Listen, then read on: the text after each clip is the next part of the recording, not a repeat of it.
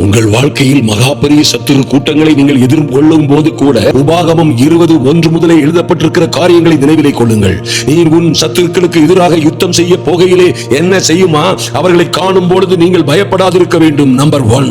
Number 2, நீங்கள் கர்த்தர் உங்களோடு இருக்கிறார் என்று விசுவாசிக்க வேண்டும். நீங்கள் யுத்தம் செய்ய தொடங்கும் பொழுது என்ன செய்யணுமா?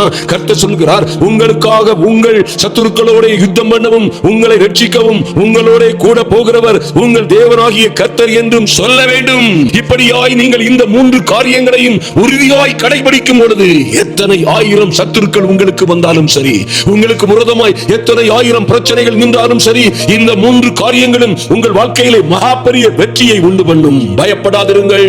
யுத்தம் செய்ய தொடங்கும் பொழுது கர்த்தர் உங்களோட இருக்கிறார் என்று நம்புங்கள். நம்பர் 2. நம்பர் 3, உங்களோட கர்த்தர் வருகிறார் என்று வாயை திறந்து அறிக்கையிடுங்கள். வெற்றி வாகை சூடுங்கள். எங்கும் எதிலும் வெற்றி சிறந்திருப்பீர்கள்.